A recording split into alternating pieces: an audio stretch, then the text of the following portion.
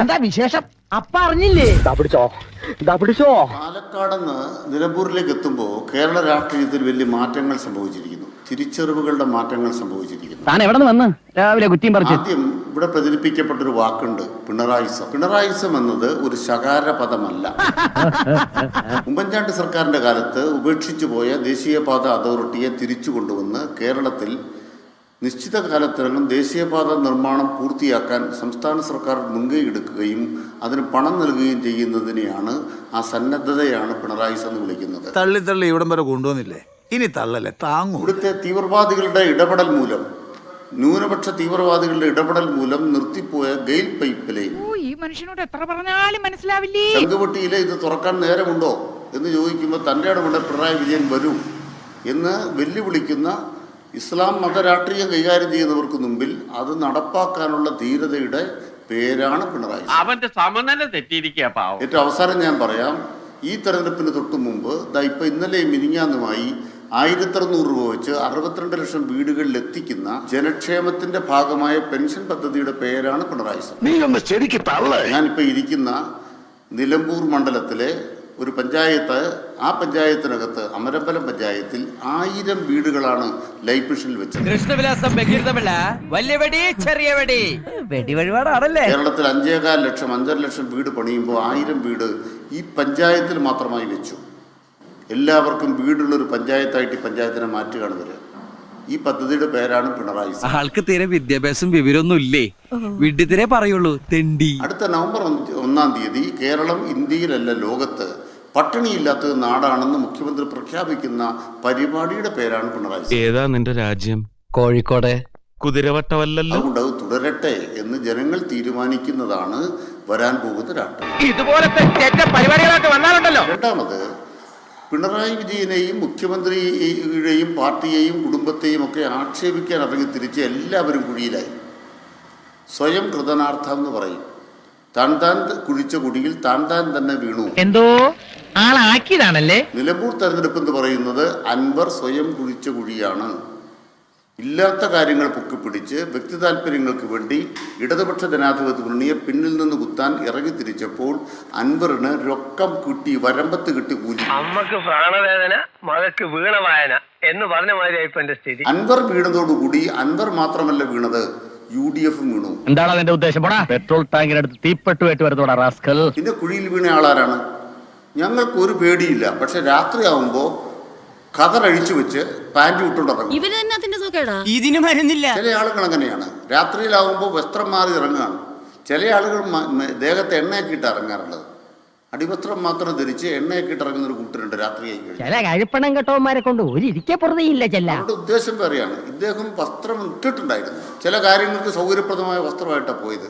എന്തിനാ പോയത്? ഇവൻ നമ്മളെ കുഴപ്പിക്കാനുള്ള പരിപാടി. ഇവനിതിൽ എന്തോ കൈയുണ്ട്. എന്നിട്ട് വാതിൽ അടച്ചെങ്കിൽ പിന്നെ എന്തിനാണ് ആ വാതിൽ മുട്ടിയത്? വാതിൽ അടച്ചെങ്കിൽ പിന്നെ എന്തിനാണ് ആ വാതിൽ തുറന്നത്?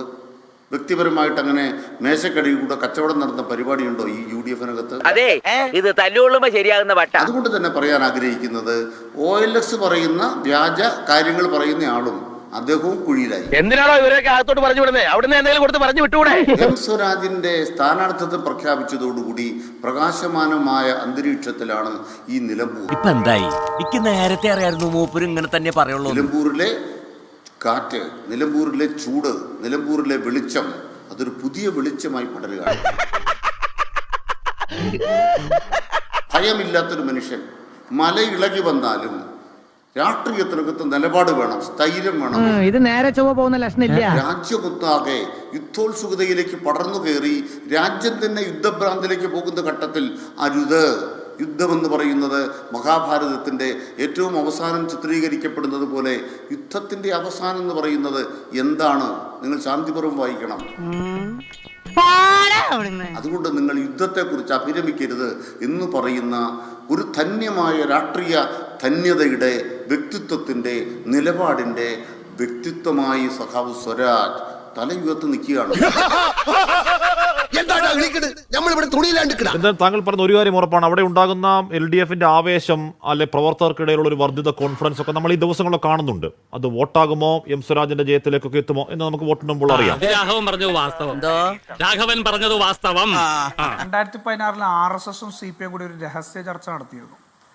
2021 പിന്നെ അത് വിവാദമായി. 2021 MV ഗോവിന്ദൻ അത് നിഷേധിക്കുകയും പിന്നീട് അദ്ദേഹത്തിന് തന്നെ അംഗീകരിക്കുകയും. അപ്പൊ രാത്രിയുടെ മറവിൽ RSSുമായി ചർച്ച നടത്തുന്നവർ ആരാണെന്നുള്ളത് നമ്മുടെ മുന്നിൽ MV ഗോവിന്ദന്റെ പ്രസ്താവനയുണ്ട്.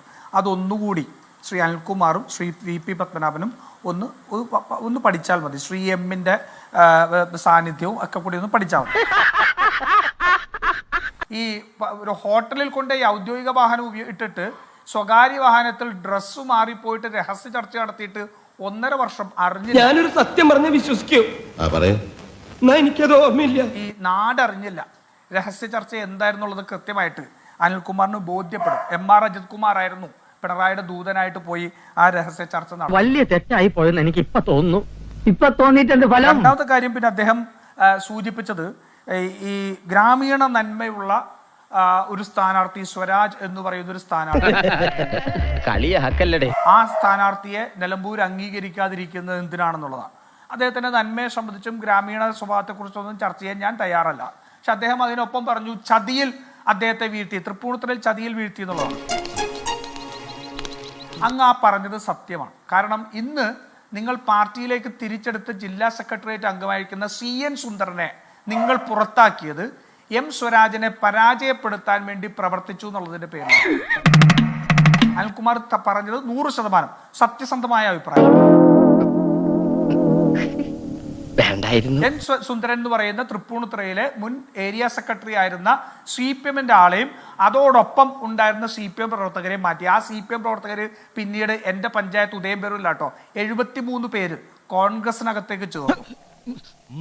അപ്പൊ അതുകൊണ്ട് ചതിച്ചതാരാണ് എന്നുള്ളത് നിങ്ങൾ അനിൽകുമാറിന് സംശയം ഉണ്ടെങ്കിൽ പ്രേക്ഷകർക്കും സംശയമില്ലാതിരിക്കണമെങ്കിൽ തൃപ്പൂണിത്തുറയിൽ വന്ന് ശ്രീ CN സുന്ദരൻ ഇപ്പോഴത്തെ നിങ്ങളുടെ ജില്ലാ സെക്രട്ടേറിയറ്റ് അംഗത്തോട് ചോദിച്ചാൽ മതി. വളരെ വ്യക്തമായിട്ട് ആ കാര്യം മനസ്സിലാക്കും.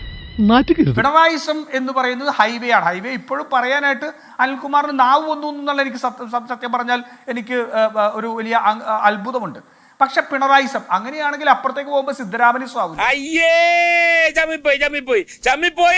ആ ഹൈവേ തെലുങ്കാനയിലേക്ക് വരുമ്പോ രേവന്തിസമായി മാറൂലേ? അതെങ്ങനെയാ ഇസമായി മാറുന്നത്?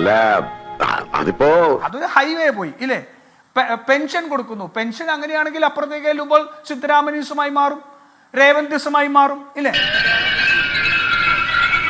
അപ്പൊ വികസന പ്രവർത്തനങ്ങളുടെ പേരിലാണ് ഈ ഇസത്തെ കുറിച്ച് പറയുന്നുണ്ടെങ്കിൽ അത് മറ്റുള്ള നാട്ടിലെല്ലാം നടക്കുന്ന വികസനം അതാത് മുഖ്യമന്ത്രിമാർ ഇസമായിട്ട് പറഞ്ഞാൽ രാഷ്ട്രീയം എന്തോ ഒന്നായി.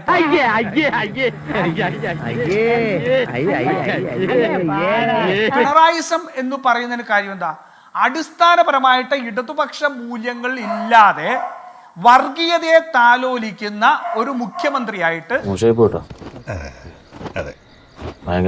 കേരളത്തിലെ പോലീസ് സംവിധാനത്തിൽ ഉൾപ്പെടെ RSSന്റെ സ്ലീപ്പിംഗ് സെല്ലുകളായി മുസ്ലിം വിരുദ്ധത മാത്രം പറയുന്ന ഒരു വ്യക്തിയുടെ കീഴിൽ നിൽക്കുന്ന ഒരു സംവിധാനത്തെ ഇതിനൊന്നും കൊള്ളുകയില്ലെന്ന് നീ വീണ്ടും വീണ്ടും തെളിയിച്ചിരിക്കുകയാണ് എന്റെ വിജയം. ഞാൻ ഈ പിണറായിസ്റ്റുകളെ പറയാറുള്ളൂ. ഞാൻ യെച്ചൂരിയെ കുറിച്ച് പറയില്ല. കാരണം എന്താ?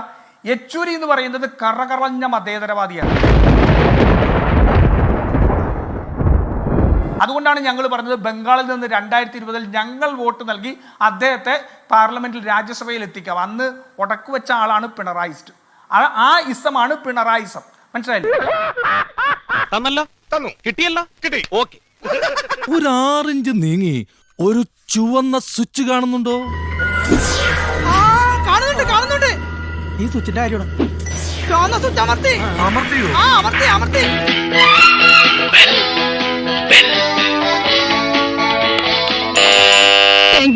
ഈ ഉപകാരം മറന്നാലും ഞാൻ മരിക്കില്ല.